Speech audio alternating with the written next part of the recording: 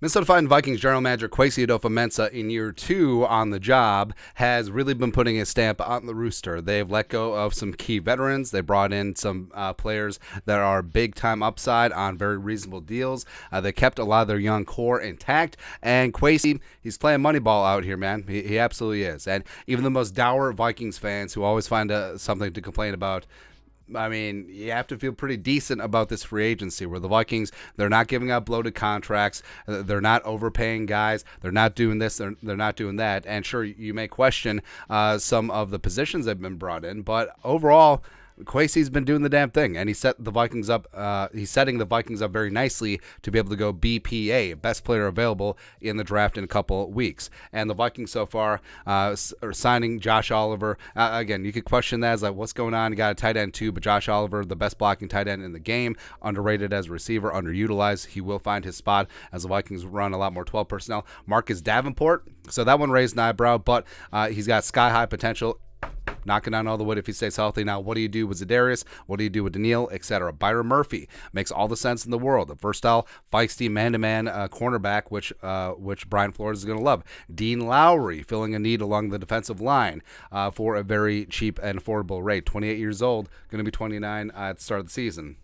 And then you're running it back with Harrison Smith, getting him to take nearly a 50% pay cut, which is massive. Garrett Bradbury back on a very reasonable deal. Nick Mullins is a quality veteran backup. Greg Joseph, even though he missed 13 kicks, he was clutch at times last season. DePaulo is the best Vikings long snapper in history. Sorry, Mike Morris. Alexander Madison back on a very reasonable deal that the Vikings are able to hedge the bets of what they do with Dalvin going forward. Bet Ellefson and Kenny Willekes both back on very small, non-guaranteed deals. Both of them are going to be RFAs. Love that depth. Jordan Hicks, showing Eric Hendricks the door. Having Hicks there, he can be a solid tackler in the run game. Just don't have him cover anyone.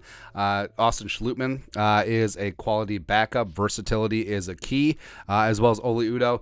He's fine backing up Brian O'Neill. Just have him play right tackle and then go from there. And then guys that they let go, Patrick Peterson. I like P Squared last year, but he doesn't fit up with what the Vikings want to do age-wise or stylistically, and he goes to Pittsburgh for $7 million a year. Okay.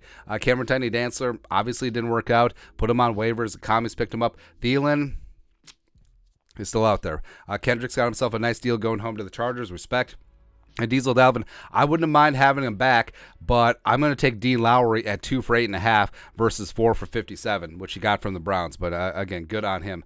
And then decisions to make: Za'Darius, Dalvin, Kirk Cousins. They had a cap conversion, but they didn't extend him, so that's smart. And then guys are still floating out there like Irv and Duke Shelley and BC Bullard, Chris Boyd, etc. So no muss, no fuss in that regard, except for sign Duke Shelley, you coward. So overall, you have to be relatively happy. I think Kwesi has been working hand in glove with Rob Brzezinski and making sure that things work with the cap. And the Vikings overall, especially on defense, got younger and faster and agile and hostile, etc. But, of course, this is a long way of getting to CBS. So, of course, when the draft goes down, there's always draft grades. Like 2 seconds after the draft is done, it's like, oh, how'd this team grade out? Even though it's hard to grade out. Like maybe you grade out 3-4 years down the road and get a decent picture of it. But, of course, free agency is no different. And even though we're still in the middle of free agency, the first wave has gone by, and the assessment of how the Vikings have done. So CBS Sports,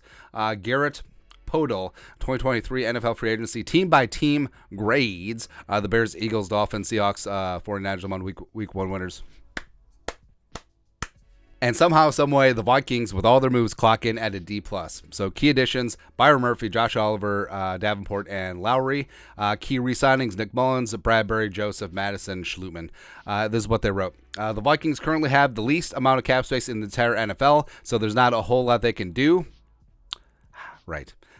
However, giving former New Orleans Saint Marcus Davenport $13 million on a one-year deal, even though he's coming off what may be the worst season of his career at 26 years old in 2022, is a whiff. Okay. Okay. Oh, he had half a sack in 2022.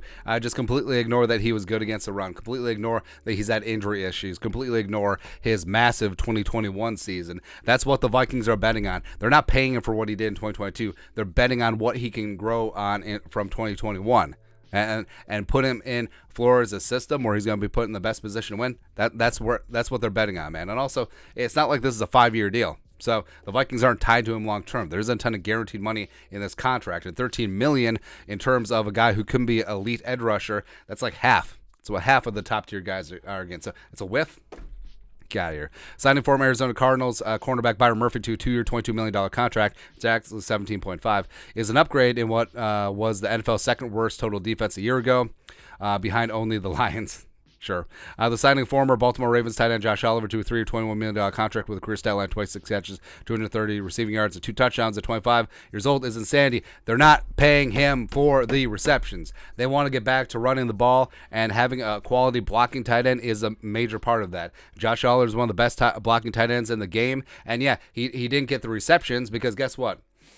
He's playing with Lamar Jackson, and Lamar Jackson only had eyes for Mark Andrews, who was clearly a tight end one in Baltimore. So obviously that isn't taken into account.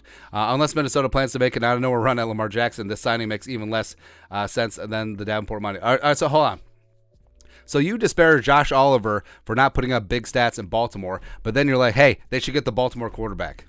Nah. It's ridiculous, man. So obviously you can't see the forest through the trees. You're betting on the upside of Davenport. You're bringing in Oliver Moore as basically a 6 offensive lineman with some receiving upside. That's it. Byron Murphy is perfect for what the Vikings want to do with Flores defensively. So I'm a D plus. I more chalk this up to it's really hard to know the ins and outs of all 32 teams. And for national writers, like to a degree, I have some empathy, but this is just a whiff.